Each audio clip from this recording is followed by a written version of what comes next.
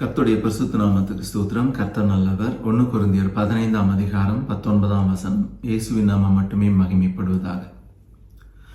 இம்மைக்காக மாத்திரம் நாம் கிறிஸ்துவின் மேல் நம்பிக்கை உள்ளவர்களாயிருந்தால் எல்லா மனுஷரை பார்க்கிலும் பரிதபிக்க படத்தக்கவர்களாயிருப்போம்.